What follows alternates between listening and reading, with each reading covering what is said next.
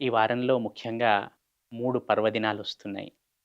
ఒకటవ తేదీ సోమవారము గీతా జయంతి ఉంది. ఈ గీతా జయంతి విశిష్టత మనందరికీ తెలుసు. ప్రాముఖ్యత మనందరికీ తెలుసు. పెద్దలు చెప్తున్నట్టు ఈరోజే శ్రీకృష్ణుడు అర్జునుడికి గీతా సారాన్ని వినిపించాడు. భగవద్గీతను వినిపించాడు. అలాగే రెండవ తేదీ మంగళవారం రోజు హనుమత్ వ్రతం ఉంది. ఆ రోజు హనుమాన్ చాలీసా చదవటము, ఓం నమో వాయుపుత్రాయ ఓం అంటూ ఆ హనుమంతుడిని ధ్యానించటము మనకు ఎంతో మేలును కలగచేస్తాయి. అలాగే గీతా జయంతి రోజు భగవద్గీతను చదవటము, వీలైనన్ని శ్లోకాలు చదవటము.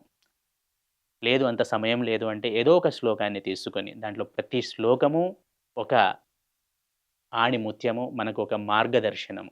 ఏదైనా ఒక శ్లోకాన్ని తీసుకొని ఆ రోజు దాన్ని క్షుణ్ణంగా చదివి అర్థం చేసుకొని పదే పదే స్మరణ చేయటం అనేది చాలా ఉపయుక్తంగా ఉంటుంది.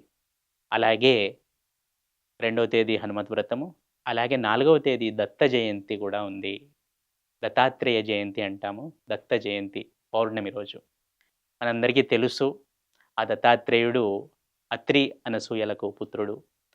ఆ త్రిమూర్తులు బ్రహ్మ, విష్ణు, మహేశ్వరులు అనసూయాదేవిని పరీక్షించదలిచి వారి ఆశ్రమానికి వస్తారు. అదంతా మనకు తెలిసిందే.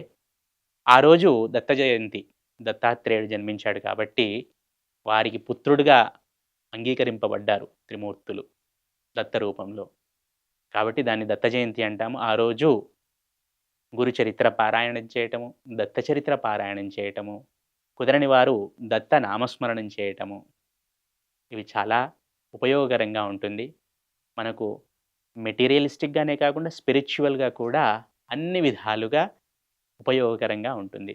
భగవద్గీత పారాయణం గాని, హనుమత్ నామస్మరణ గాని, దత్త నామస్మరణ గాని, గురు చరిత్ర పారాయణ గాని ఏదైనా కూడా ఇవన్నీ మనకు ఇహపర సుఖములనిచ్చేవి